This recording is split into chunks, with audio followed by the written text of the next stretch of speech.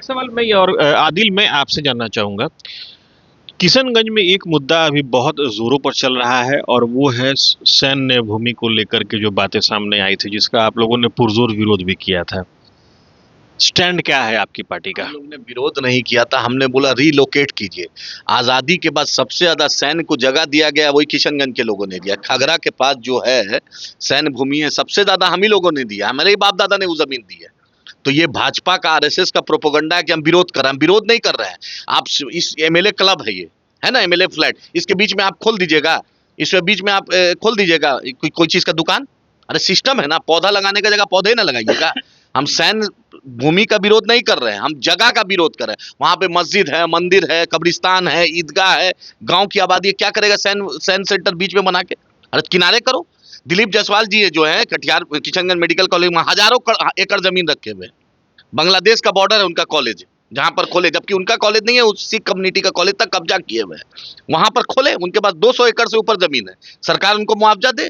वही सीमांचल का लोग, किशनगंज का लोग ने एमएलसी बनाया, भाजपा प्रदेश अध्यक्ष बन गए। अमित शाह भी आए थे, आज तक अमित शाह कहीं नहीं रुके थे बिहार में, उससे पहले एक दिन जाके उनके यहाँ रुके थे। तो वो अपना दे दे 200 एकड़ जमीन।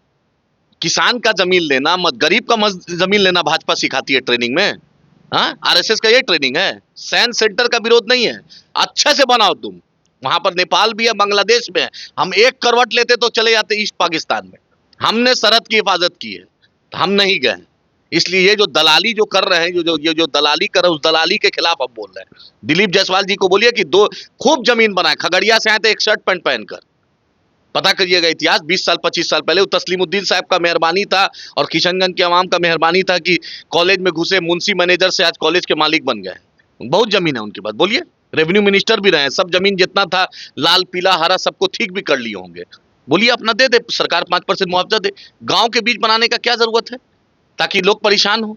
अरे सिस्टम होता है ना। सबसे बड़ा सुन लीजिए, खगरा में आजाद भारत में सबसे ज्यादा जमीन अगर किसी ने किसी सैनिक आर्मी सेंटर को दिया है तो किशनगंज के लोगों ने दिया, और सबसे कम रेट में दिया। अभी भी रास्ता का प्रॉब्लम है, जो सरकार सैन्य डिफेंस मिनिस्ट्री ने वादा किया था रास्ता जाने के लिए, रास्ता बंद है उन लोग का। अभी भी दिक्कत उनको होता है, लेकिन उफ नहीं करते। देश के लिए मेरे साथ कौन दिया जी?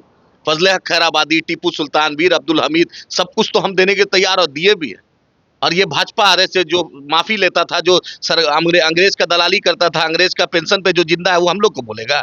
है इनके पास 10 नाम आरएसएस के पास, जो देश की आजादी में रहा। 10 नाम जोड़ा दीजिए, मेरे पास तो लिस्ट है, जाके इंडिया गेट पे पढ़ लीजिए। मेरी 7 नस्लें इस देश के लिए जान दी और देगी इंशाल्लाह। इनसे पूछिए कि इनका क्या रिकॉर्ड है। फिलहाल मैं पार्टी के जो नेशनल स्पोक पर्सन है आदिल हसन, उनसे बात करूंगा। आदिल जी, आपने एक बात कही थी कि Z+ सिक्योरिटी भी अगर मिल जाए तो भी हमारे विधायक एकदम इंटैक्ट है, कहीं नहीं जाएंगे, कही थी। ये जो सुरक्षा का दौर चला, माइनॉरिटी कमेटी के चेयरमैन बने, मतलब ये मुलम्मा चढ़ाया जा रहा है क्या? कोई एहसान कर रहे हैं क्या सरकार? अरे जेट कैटेगरी सुरक्षा देना चाहिए, ओवैसी साहब को Z+ देना चाहिए। एहसान कर रहे हैं। नीतीश जी अपने घर से दे रहे हैं सुरक्षा का तनख्वाह, या गृह विभाग दे रहा है? अमित शाह के बेटा को है, अमित शाह के नाती को है, भाजपा का 54 एमएलए को Y+ सुरक्षा मिला, कौन ची का पैसा है? मोहन भागवत को दे दिए हैं Z+, कौन ची? स्वतंत्रता सेनानी है मोहन भागवत, देश की आजादी में खड़े थे, बॉर्डर पे खड़े थे।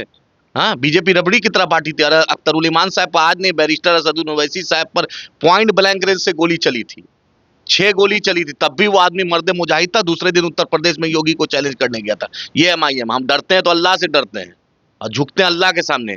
नीतीश कुमार जी सुन ले, या पूरी भाजपा की चंडाल चौकड़ी सुन ले कि दुनिया की कोई ताकत भाजपा में MIM कभी नहीं जा सकती है। हम भाजपा के खिलाफ थे, हैं और क़यामत के सुबह तक रहेंगे। और नीतीश जी साथ मांगे तो? नीतीश जी अभी आ जाएं, आपके चैनल पे बोल रहा हूं, अभी भाजपा को छोड़ दे तो सबसे पहले अनकंडीशनल साथ अगर कोई देगा तो MIM देगा। मुख्यमंत्री बने, वो सीमांचल को स्पेशल स्टेटस दे दे, हमारा कोई विधायक मंत्रालय भी नहीं मांगेगा। लेकिन सीमांचल के साथ जो नाइंसाफी पटना और दिल्ली में बैठी सरकार ने किया है, वो दूर कर दे। अनकंडीशनल नीतीश जी को मुख्यमंत्री बनाने के लिए तैयार है।